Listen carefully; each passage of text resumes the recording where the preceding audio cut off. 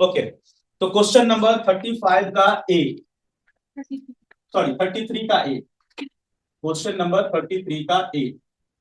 तो question number 33 के A में पूछा current in the rod A B is increase. हमने पढ़ा था कि फोर्स जो है that is directly proportional to I, directly proportional to B and directly proportional to L.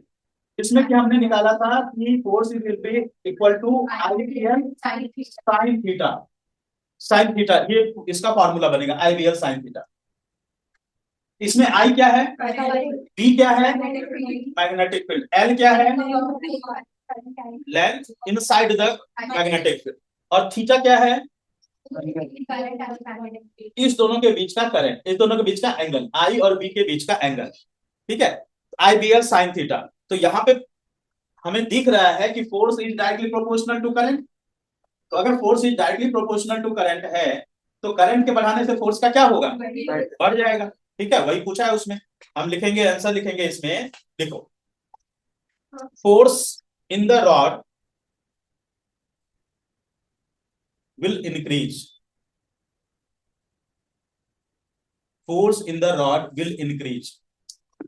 Underline कर लो, force in the rod will increase में किसको अंडरलाइन करोगे, इंक्रीज, सिर्फ increase.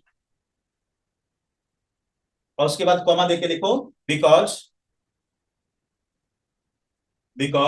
F is directly proportional to I, F is directly proportional to I। बस ए part का answer हो गया। बी पार्ट में आ जाए, the horseshoe magnet is replaced with strong electromagnet. Horseshoe magnet की बजाय अगर हम वहां पे एक स्ट्रॉन्ग इलेक्ट्रोमैग्नेट लगा दें, है ना, तो बी इंक्रीज हो गया, और बी इंक्रीज होने से again force will be directly proportional to B, और जब force will be directly proportional to B तो क्या होगा, है ना, फोर्स विल इंक्रीज। चलिए 33 के बी में लिखे फोर्स विल इंक्रीज, इंक्रीज में अंडरलाइन कर लेंगे, कॉमा देके लिखेंगे बिकॉज, आगे लिखेंगे because force is directly proportional to B, force is directly proportional to B. ये हो गया बी वाले पार्ट का आंसर। अब आ जाए हम लोग सी, 33 के सी वाले part. Name and state the rule used to find the direction of force on current carrying rod placed in magnetic field. तो इसमें कौन सा रूल यूज करना है, लेफ्ट हैंड रूल यूज करना है। तो 33 के सी में लिखे Fleming's left hand rule, Fleming's left hand rule underline कर लें, और उसके नीचे वाली लाइन में आ जाए, नीचे वाली लाइन में आ जाइए और लिखिए, देखिए if we place central finger, forefinger and thumb of left hand mutually perpendicular to each other, mutually perpendicular to each other such that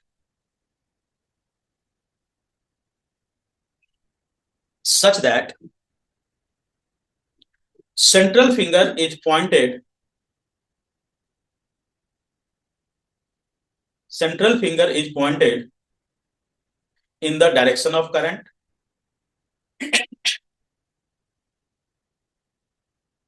forefinger in the direction of magnetic field,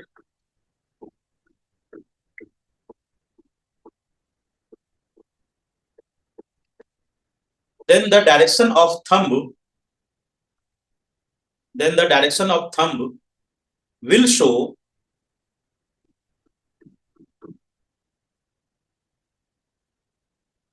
direction of force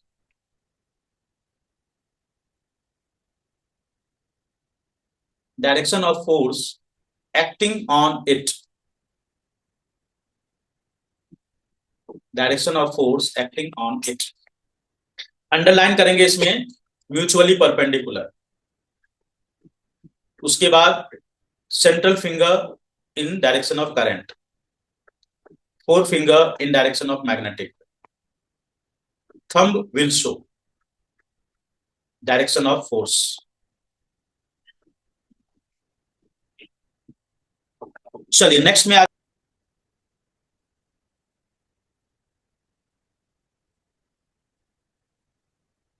तो first part 34 का ए का first, Rena classified the reaction between ethanol and alkaline KMnO4 in the presence of heat as oxidation reaction. Support Rena's view with suitable justification and illustrate the reaction with the help of balanced chemical equation. सबसे पहला part है इसका कि ethanol को हमने मतलब C2H5OH को हम बैलेंस्ड इक्वेशन बोला है ना, तो बैलेंस्ड इक्वेशन है तो हम इसको O2 के साथ गर्म करेंगे। O2 देखो, O2 यहाँ पे हम क्यों लिखे, क्योंकि O2 के बिना ये बैलेंस नहीं, और ये O2 आ कहां से रहा है, ये आ रहा है एल्कलाइन KMnO4 से, क्योंकि एल्कलाइन KMnO4 का नेचर क्या है, ये है क्या, ऑक्सीडाइजिंग एजेंट है, तो ये ऑक्सीजन प्रोवाइड करेगा, तो O2 के साथ रिएक्शन होगा और ये बनाएगा CH3COOH, और यहां पर प्रोड्यूस होता है साथ में वाटर। अगर बैलेंस्ड इक्वेशन लिखा है तो हमें वहां पे पूरा रिएक्शन लिखना पड़ेगा, तभी जाके ये बैलेंस होगा, ठीक है। अगर बैलेंस नहीं लिखा होता तो हम यहाँ पे सीधा एल्कलाइन KMnO4 लिखते और ये लिख देते, काम हमारा चल जाता। लेकिन बैलेंस्ड इक्वेशन में आपको पूरा कंप्लीट इंफॉर्मेशन देना पड़ेगा, क्या सब्सटेंस वहां पे ऐड हुआ, क्या रिलीज हुआ, तभी जाके इक्वेशन बैलेंस्ड। अब इसमें पूछा है आपसे कि जस्टिफाई करना है कि ये ऑक्सीडेशन रिएक्शन क्यों है, ऑक्सीडेशन रिएक्शन क्यों है, तो this is an oxidation reaction, हाँ, बिकॉज फर्स्ट पॉइंट में हम आ जाएंगे, oxygen is added in ethanol, oxygen add हो रहा है इथेनॉल में। सेकंड पॉइंट में देखोगे कि hydrogen is removed, hydrogen is removed from ethanol,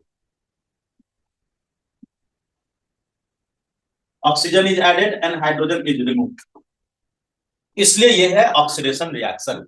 ये हो गया इसका जस्टिफिकेशन।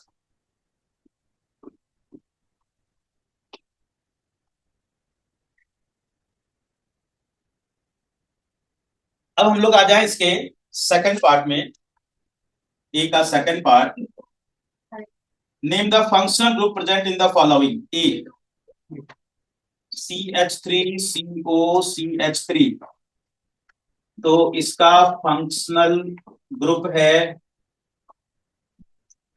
कीटोन, और बी में आ जाए HCHO, इसका फंक्शनल ग्रुप है एल्डिहाइड। चलिए थर्ड में आ जाए, complete the following and write down the role of metal और रिएजेंट, मेटल का भी पूछा है यहाँ पे, रिएजेंट का, दोनों का रोल भी पूछा है। तो ए का थर्ड है, थर्ड का फिर ए बोला है RC डबल बॉन्ड R, इधर हो गया R, इधर हो गया। अच्छा ये R क्या है पता है किसी को, एल्काइल ग्रुप है, वेरी गुड। इसको अगर हम हाइड्रोजन के साथ गर्म करें इन द प्रेजेंस ऑफ निकल, तो यहाँ पर डबल बॉन्ड ब्रेक होकर के सिंगल बॉन्ड बन जाएगा और R के साथ में अटैच हो जाएगा यहाँ पर हाइड्रोजन, ये हाइड्रोजन यहाँ पर हो गया अटैच, और ये जो है अनसैचुरेटेड एल्कीन से बन गया सैचुरेटेड अल्केन, सैचुरेटेड अल्केन बना। अनसैचुरेटेड में या तो डबल या ट्रिपल बॉन्ड होंगे, सैचुरेटेड में सिंगल बॉन्ड होगा। तो यहाँ पे रोल पूछा है ऑफ निकल, रोल ऑफ निकल, या सीधा NI लिखते हैं, निकल लिख। तो रोल ऑफ निकल में क्या लिखा, इट एक्ट्स एज कैटलिस्ट, हाँ एक्ट्स एज कैटलिस्ट को अंडरलाइन कर।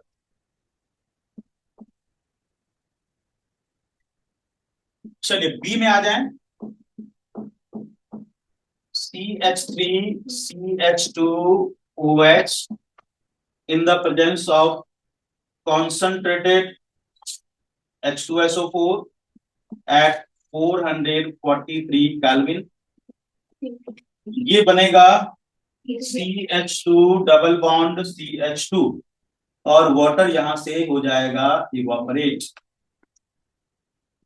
तो इथेनॉल से बन गया इथीन, इथेनॉल से इथीन बना। यहाँ पे role of hot and concentrated H2SO4, hot and concentrated H2SO4, इसमें लिखेंगे it acts as dehydrating agent. तो बी के फर्स्ट वाले पार्ट में आ जाए। IUPAC name and electron dot structure of first member of alkyne. First member of alkyne is ethyne, और ethyne हो गया। इसका पूछा है इलेक्ट्रॉन डॉट स्ट्रक्चर। तो इसका जो इलेक्ट्रॉन डॉट स्ट्रक्चर होगा, अगर मान लो कोई भी कंपाउंड है और उसका इलेक्ट्रॉन डॉट स्ट्रक्चर आपको नहीं पता है, तो नहीं पता है तो उसके लिए हम क्या करेंगे कि कोवेलेंट बॉन्ड बना लेंगे और कोवेलेंट बॉन्ड को हम इलेक्ट्रॉन डॉट में कन्वर्ट कर देंगे। ठीक है, अब जैसे इथाइन है तो कोवेलेंट बॉन्ड इसका हो जाएगा C ट्रिपल बॉन्ड C, और यहाँ पर एक हाइड्रोजन, इधर एक हाइड्रोजन, ये हो गया इसका कोवेलेंट बॉन्ड। अब इस कोवेलेंट बॉन्ड को इलेक्ट्रॉन डॉट में कन्वर्ट करें तो ये हो गए, पहले कार्बन के इलेक्ट्रॉन्स बना लो। इस कार्बन के हो गए 4 इलेक्ट्रॉन, फिर इस कार्बन के हमने ड्रॉ कर लिए 4 इलेक्ट्रॉन, ये हो गए इस कार्बन के 4 इलेक्ट्रॉन। फिर हाइड्रोजन का इलेक्ट्रॉन हमने यहाँ पे स्टार से शो कर लिया, ये हो गया हाइड्रोजन का इलेक्ट्रॉन। अब पहले हाइड्रोजन की बॉन्डिंग कंप्लीट कर ले, हाइड्रोजन की बॉन्डिंग कंप्लीट कर ले। अब पहले वाले कार्बन को देखो कि उसका जो 4 इलेक्ट्रॉन है वो किस 4 इलेक्ट्रॉन के साथ अटैच है ना, एक हाइड्रोजन के साथ और 3 इधर कार्बन के साथ, तो इसका बॉन्डिंग बन जाएगा इधर। फिर इस कार्बन का देखो, इसके 4 इलेक्ट्रॉन किधर किधर अटैच है, तो इसके हो गए इधर। अब जो है ये इतना काम पेंसिल से करने के बाद इसके ऊपर पेन चला दीजिए और बीच वाली बॉन्ड को रब कर दीजिए। ठीक है, तो ये सबसे आसान तरीका होता है अगर आपको इलेक्ट्रॉन डॉट बनाना हो कोवेलेंट बॉन्ड से। ये काम आप कर लीजिए, ये हो जाएगा इसका इलेक्ट्रॉन डॉट स्ट्रक्चर। अगर पता है पहले से तब तो डायरेक्ट इलेक्ट्रॉन डॉट बना लो, नहीं पता है तो कोवेलेंट को कन्वर्ट कर। बी के सेकंड के फर्स्ट में लिखे हैं carbon is the smallest atom, carbon is the smallest atom having, carbon is the smallest atom having maximum valency, so it will form,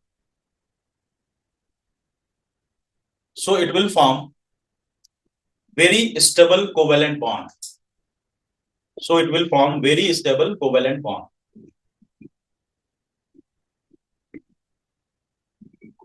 second B के सेकंड के B part, acetic acid is commonly called as glacial acetic acid. क्या होता है जब acetic acid freeze हो जाता है तो वो ग्लेशियर ग्लेशियर जैसे दिखने वाले क्रिस्टल्स बनाता है, तो उसे इसलिए उसे ग्लेशियर। बिल्कुल सही।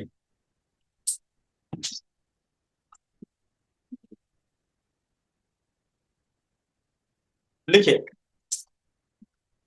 Freezing point of acetic acid is, freezing point of acetic acid is 17 degrees Celsius, 17 degrees Celsius. So it often freezes in winter. So it often freezes in winter and looks like white glacier. And looks like white glacier. Hence it is called as, hence it is called as glacial acetic acid. Hence it is called as glacial acetic acid. Third में आ जाए इसके, draw any two isomers of butane. तो butane के तो दो ही isomer होते ही है ना, ब्यूटेन के दो ही आइसोमर होते हैं। थर्ड में आ जाए इसके आइसोमर्स ऑफ ब्यूटेन। अंडरलाइन करते जा रहे हो ना आप लोग? Yes sir. तो पहला इसका आइसोमर हो गया जिसमें कि चारों कार्बन एक स्ट्रेट चेन में अटैच्ड है।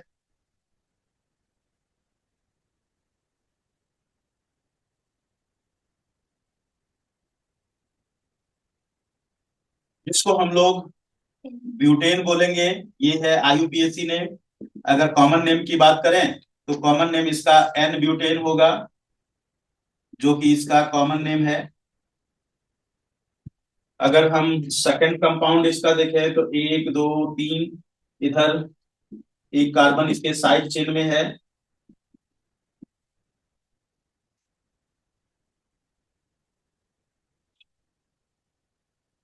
इसको कि हम लोग आईपीएसी नेम अगर बोले तो इसका हो जाएगा टू मिथाइल प्रोपेन। ये है इसका आईयूपीएसी नेम।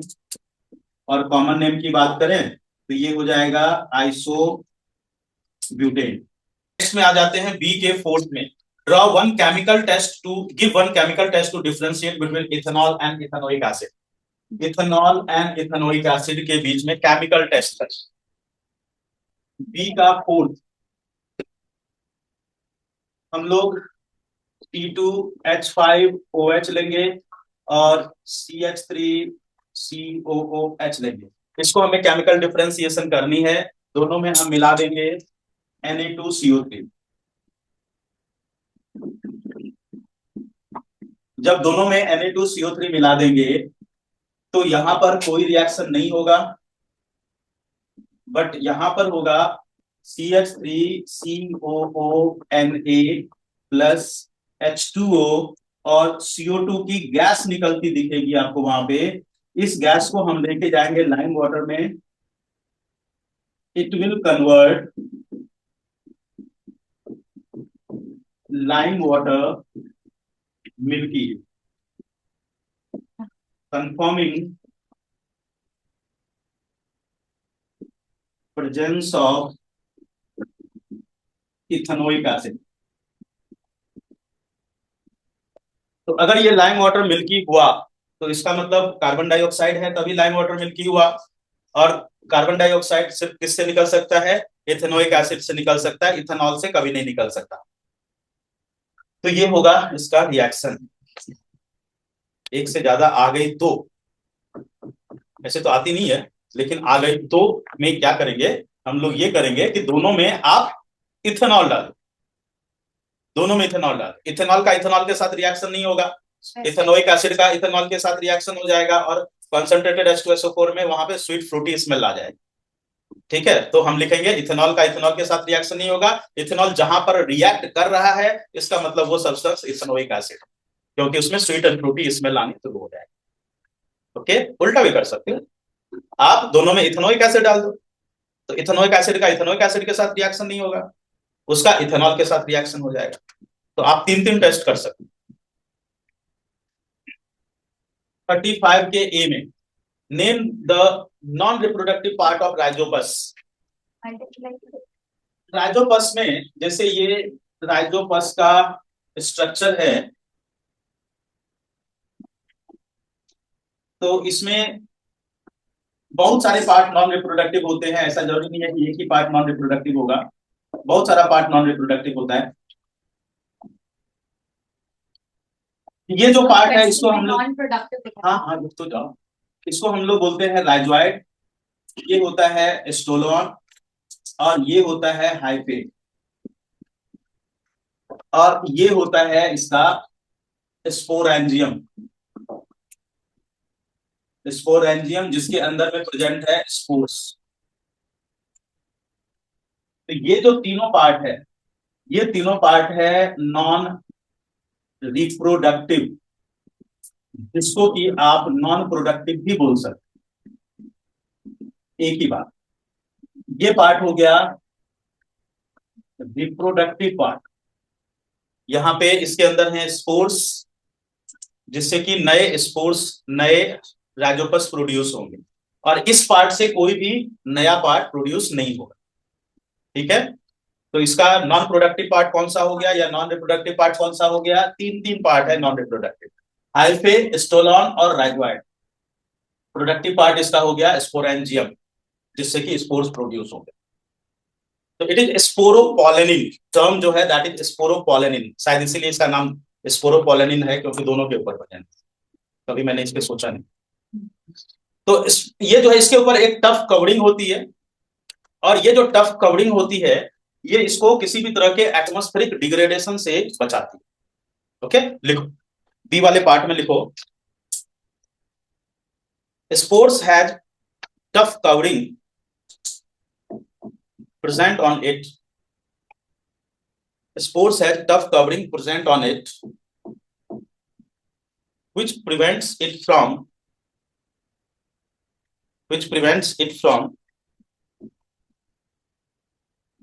atmospheric degradation,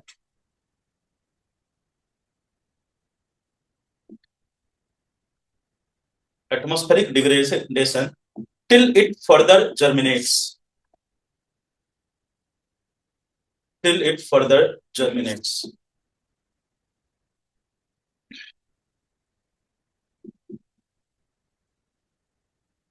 चलिए, तो ये हो गया 35 का बी। अगला पार्ट लिखिए, इस क्वेश्चन है why is mustard flower called as bisexual flower? क्योंकि वहां पर दोनों रिप्रोडक्टिव ऑर्गन प्रेजेंट होते हैं, दोनों तरह के गैमेट्स बनते हैं उसमें, इसलिए हम लोग उसको बोलते हैं बाइसेक्सुअल फ्लावर। और अगर एक प्रेजेंट हो तो यूनिसेक्सुअल। यूनिसेक्सुअल के कुछ एग्जांपल दो, पपाया, वाटरमेलन, बिल्कुल सही। तो ये जो है यूनिसेक्सुअल है, और बाइसेक्सुअल में तो ढेर सारे आ जाएंगे, रोज, मस्टर्ड, हिबिस्कस। लिखिए, आंसर में लिखे इसके, मस्टर्ड फ्लावर इज बाइसेक्सुअल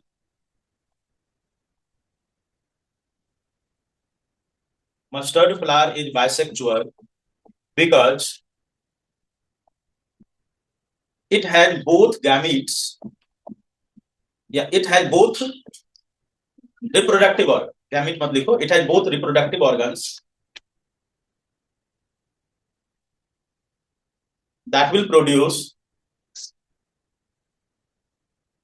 चलिए आगे बढ़े, तो ये हो गया सी का आंसर। अब आते हैं डी वाले part, draw a neat level diagram showing germination of pollen grain. ये कर चुके ना शायद, ये वाला पार्ट कर चुके हैं हम लोग, फंक्शन वाला पार्ट नहीं किया था, फंक्शन कर लेते हैं। ठीक है, तो फंक्शन में लिखें, डी के पार्ट में आ जाए, फंक्शन लिखें, also give one function of each leveled part। तो स्टिग्मा में लिखें, सबसे पहले स्टिग्मा के फंक्शन में लिखें, sticky stigma receives pollen grain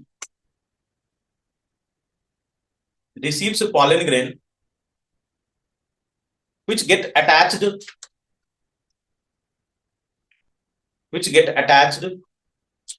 to it। Second में आ जाओ, pollen tube, तो फंक्शन में लिखेंगे, it helps to transport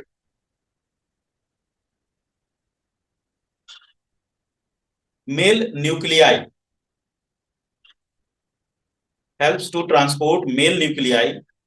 from pollen grain to ovule। और वाला पार्ट कर लिया है। चलिए अब आ जाए 36। तो यहां पर है एमीटर ए 10 ओम, 20 ओम, 30 ओम, 10 ओम, 20 ओम, 30 ओम। ये हो गया B1, B2, B3, और यहाँ पर वोल्टेज दे रखी है कितनी, 6 वोल्ट। तो जब हम सीरीज कॉम्बिनेशन में देखें, यहाँ पर जो करंट आ रही होगी 6 वोल्ट के बैटरी से, that is due to the total resistance. तो अगर हम यहाँ पे टोटल रेजिस्टेंस निकालें इन सीरीज कॉम्बिनेशन, तो पहले क्वेश्चन में पूछा है किस सर्किट में वोल्टेज रिमेन सेम, तो it is parallel combination. Parallel combination जो बी वाला पार्ट है उसमें current remain same. In circuit B, bracket में लिख लो, parallel combination voltage remain same through each resistor, through each resistor. और वोल्ट इन पैरेलल, जो वाला जो पार्ट है ना, या सर्किट बी जो लिखा है उसको अंडरलाइन कर आंसर। अब आते हैं हम लोग बी वाले part. Calculate the total current drawn in both the cases if R1 is equal to R10 20 30 और वोल्टेज है 6। तो यहाँ पे देखो सीरीज कॉम्बिनेशन में ये बी पार्ट का जो आंसर होगा करंट निकालने के लिए, R total will be R1 plus R2 plus R3. तो R total here is 10 plus 20 plus 30, ये टोटल हो गया 60 ओम। और वोल्टेज यहाँ पे दे रखा है 6 वोल्ट, तो I इज इक्वल टू हो गया B बाय R, 6 बाय 60, ये आ गया 1 बाय 10 एम्पियर। तो इसको हम लोग डाल देंगे ब्रैकेट में, 1 बाय 10 एम्पियर या 0.1 एम्पियर लिख सकते हो, जो मर्जी आपकी, दोनों करेक्ट है। अब आ जाए इसके सेकंड पार्ट में।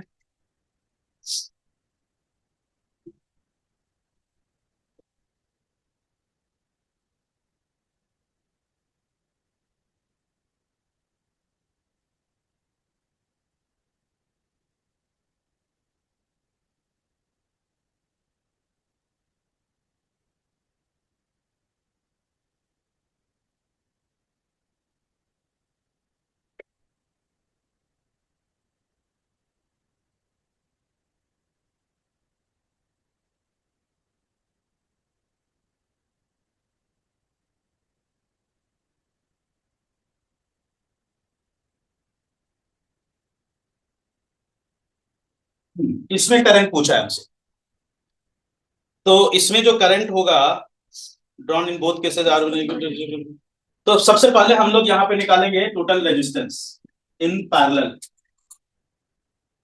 पैरेलल में टोटल रेजिस्टेंस जो होगा that will be 1 by R total is equal to 1 by R1 plus 1 by R2 plus 1 by R3, ये हो गया 1 by 10 plus 1 by 20 plus 1 by 30। तो 1 बाय R टोटल एलसीएम आ गया इसका कितना, 60। 6 प्लस 3 प्लस 2, 11 अपॉन 60। तो 1 upon R total is 11 upon 60, R total की वैल्यू आ गई 60 बाय 11 ओम। और V दे रखा है 6 वोल्ट, I निकाले, V is equal to I R, I is equal to V by R। V हो गया 60 और R हो गया 60 by 11, I is equal to 6 by 60 into 11, 10 times cancel, 11 by 10 1.1 ampere. तो ये हो गया इसका आंसर।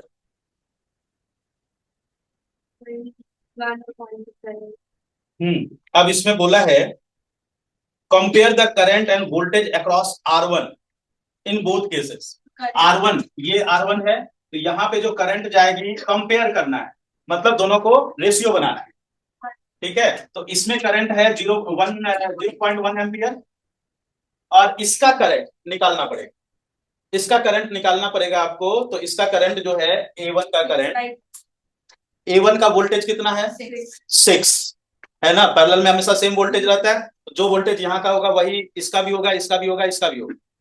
तो वोल्टेज यहाँ का हो गया, अच्छा इसको हम प्रॉपर्ली सॉल्व कर लेते हैं। यहाँ का तो कैलकुलेट किया हुआ है ही सी पार्ट में।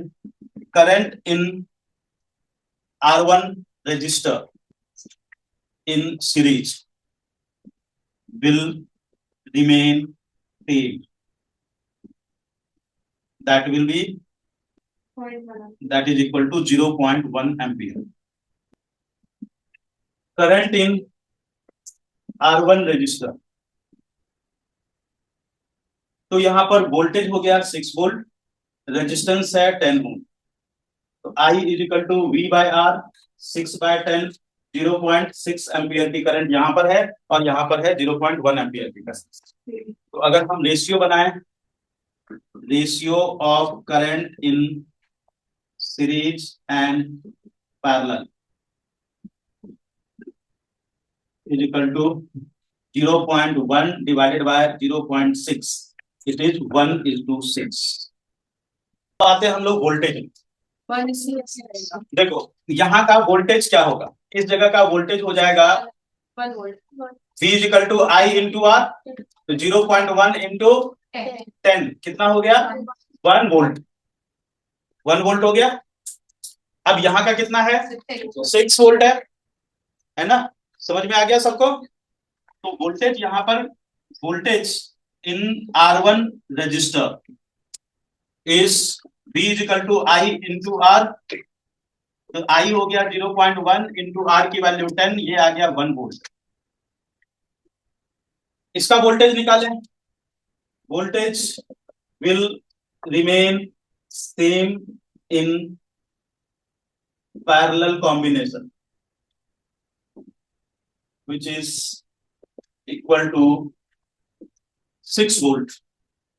Ratio of voltage in series and parallel combination, तो ये हो गया 1 वोल्ट डिवाइडेड बाय 6 वोल्ट, ये भी वैल्यू आ जाएगी 1:6। अगले पार्ट में, डी पार्ट में आ जाए। Let one bulb in each circuit get fused, will the rest of the bulb continue to glow in each circuit. तो इसमें लिखेंगे, डी में लिखें इन सीरीज, इन सीरीज में लिखें डैश दे करके, circuit will break, none of the bulb will glow, circuit will break, none of the bulb will glow। Parallel में लिखें, इन पैरेलल, एक लाइन छोड़ के, in parallel rest bulbs will continue glowing, rest bulbs will continue glowing except fused bulb।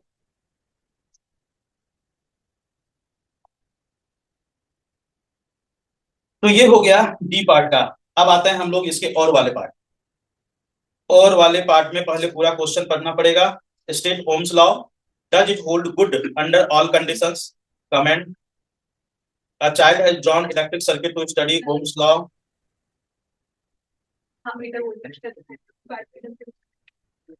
His teacher told the circuit diagram needs correction, study the circuit diagram and redraw it after making all corrections। तो सबसे पहले आ जाए और के ए वाले part में, state Ohm's law. Ohm's law की definition लिखिए, लिखिए ओम्स लॉ की डेफिनेशन लिखें। Current produced in the circuit, current produced in the circuit is directly proportional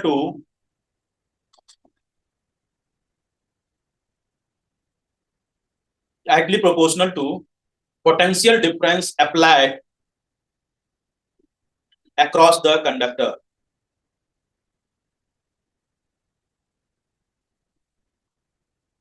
When physical conditions like temperature remains constant, when physical condition like temperature remains constant,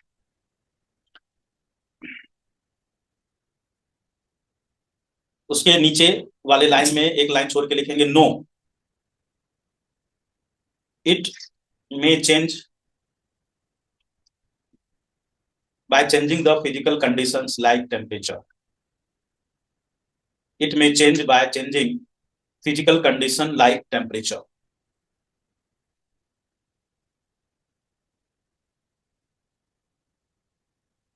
तो पहले वाले part में जो पहला part लिखा है ओम्स लॉ का, उसमें लिखेंगे, उसमें किसी चीज को अंडरलाइन करना है, current produced is directly proportional to potential difference applied. तो ये हो गया और का ए वाला पार्ट। अब आते हैं हम लोग बी वाले पार्ट में। पहले डायग्राम में देखें गलती कहाँ कहाँ पे। करंट की डायरेक्शन भी गड़बड़ है, बैटरी भी गड़बड़ लगा रहे, वोल्ट मीटर एमीटर सब गलत है। हम लोग इसको करेक्ट करें। स्टडी द सर्किट, ये नहीं पूछा कहाँ कहाँ गलती है, सिर्फ उसमें करेक्शंस कर। बी पार्ट में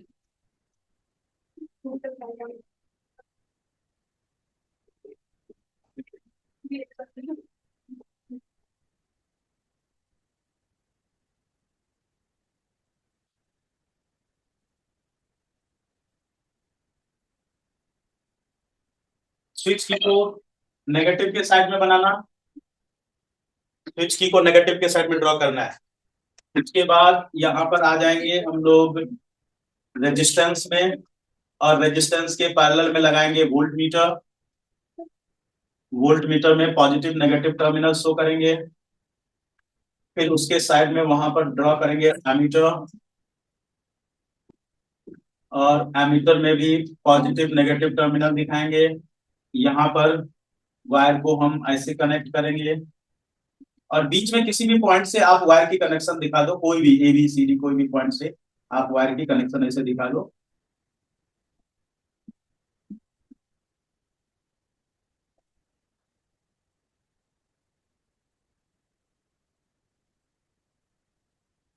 और इसके नीचे लिख देंगे करेक्टेड डायग्राम।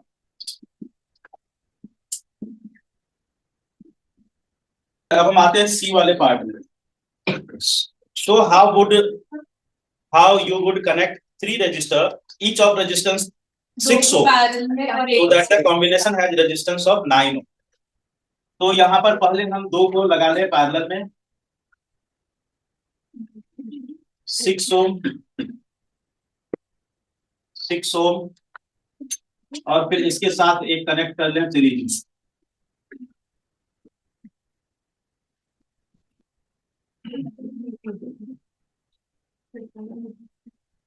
तो ये हो जाएगा इसका डायग्राम।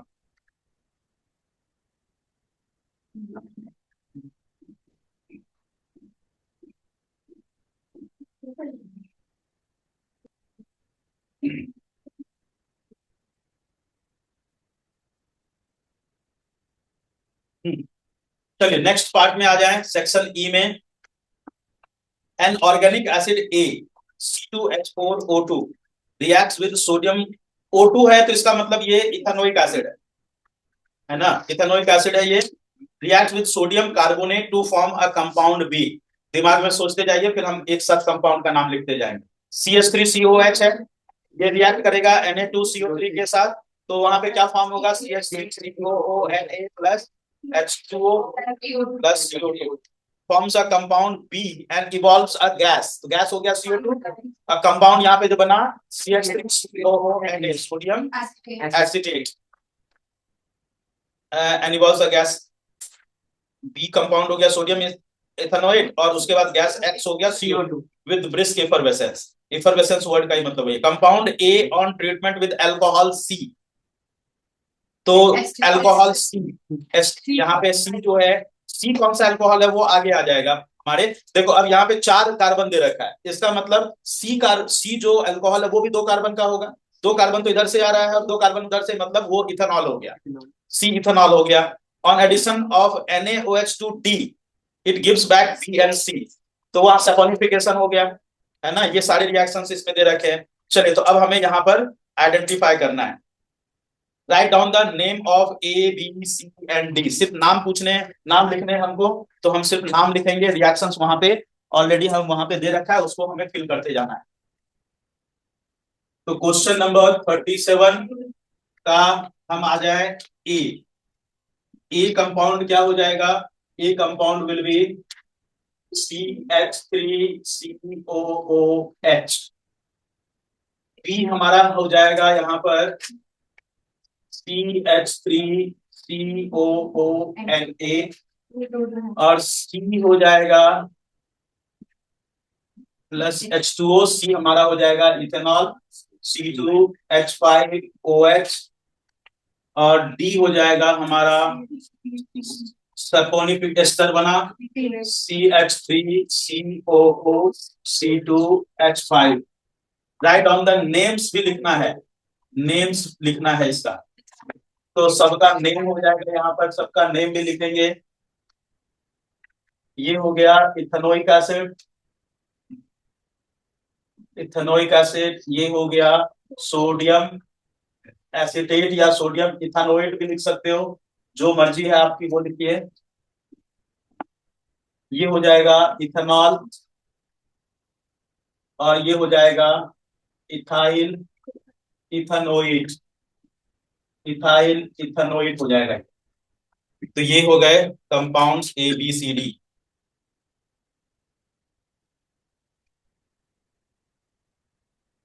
चलिए अब आ जाए बी वाले पार्ट में। How will you test gas X? X का नहीं पूछा ना इसमें, एक्स का नाम नहीं पूछा हमसे। चल एक्स, हाँ, तो एक्स हमारा फर्स्ट एक्स गैस जो है that is CO2। How will you test? Lime water test लिख लेंगे। We can test it by lime water test. Lime water test clear है सबको? Name the process in which compound D is form. Name the process, process हो जाएगा process T is form, esterification हो। Process to form D, process to form compound D is esterification. Give one use of D. Use of ester. Used as an artificial flavoring agents. Question number 38 में Ravi observed that some people are either very short or extremely tall, whereas Rachel observed that shoot of plant bends toward the source of light. They were curious to know about the reason for their observation. तो to short के पीछे reason है less production of growth hormone. Growth hormone कहां से produce होता है? Pituitary gland से। और एक्सेस प्रोडक्शन होगी तो हो जाएगा, वो भी वहां पे पिट्यूटरी ग्लैंड से प्रोड्यूस होगा। अगर यहाँ पर सेकंड फिगर में देखें तो यहाँ पे प्लांट की पार्ट जो है बेंडिंग टुवर्ड द लाइट है, फोटोट्रॉपिज्म हो जाएगा ऑक्सीजन हार्मोन के कारण।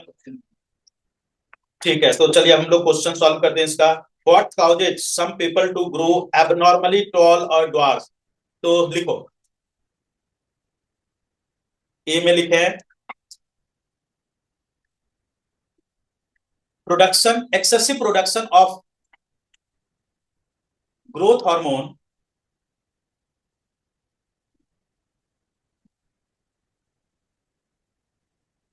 excessive production of growth hormone will cause abnormally tall organism, abnormally tall human,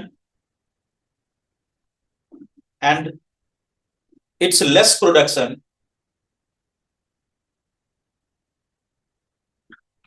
will cause dwarf organism.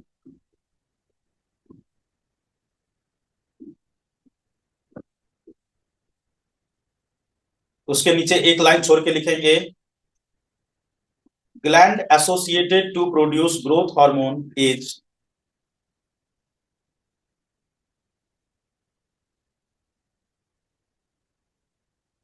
pituitary gland present in brain. Pituitary, P-I-T-U-I-T-A-R-Y, P-I-T-U-I-T-A-R-Y, pituitary gland।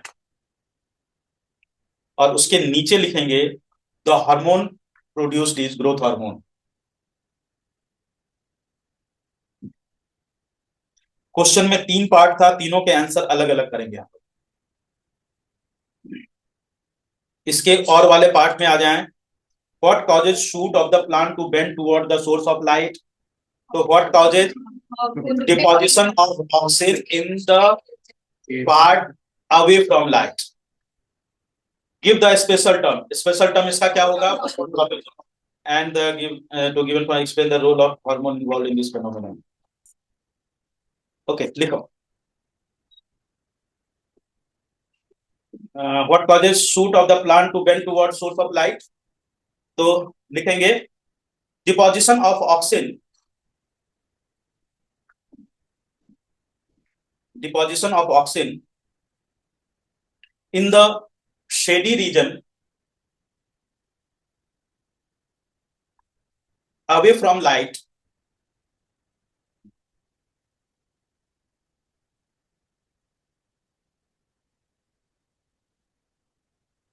will cause exceptional increase in length,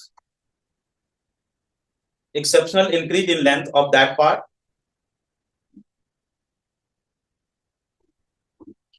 so it will bend toward the light. या so shoot will bend लिख सकते हो, shoot will bend toward the light.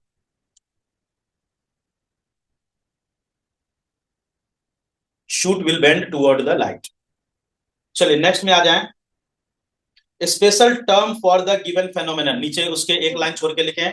Special term is phototropism. Phototropism. Role of hormone, नीचे उसके एक line छोड़ के लिखे हैं. रोल ऑफ हार्मोन, हाँ लिखेंगे सेल इलोंगेशन.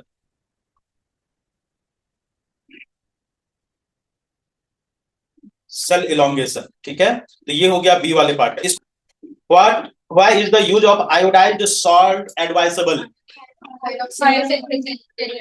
हाँ बिल्कुल. थायरोक्सिन की जो प्रॉपर फंक्शनिंग होती है to produce which hormone? Thyroxine hormone. Thyroid की जो प्रॉपर वर्किंग होती है टू प्रोड्यूस थायरोक्सिन हार्मोन, इसके लिए आयोडीन की जरूरत होती है. लिखे. Thyroid gland,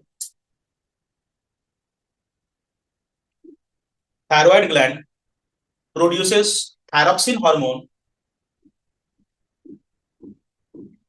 with the help of iodine. So it is advised to consume iodized salt. Advised to consume iodized salt. चलिए डी वाले पार्ट में आ जाएं. Name the hormone which regulates blood sugar, glucose level, insulin. Name the gland which releases this hormone, pancreas. देखिए name of the hormone dash देके लिखे insulin and glucagon. Insulin and glucagon.